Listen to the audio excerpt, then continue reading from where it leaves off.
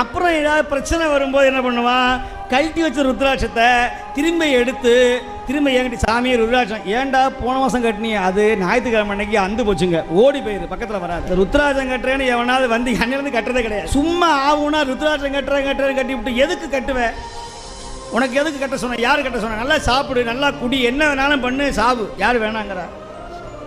செருப்படி வாங்கிட்டு அப்புறம் வாங்க, கெட்ட பின்பு ஞானியா வாங்க. உங்களை யார் வர சொன்னாங்க?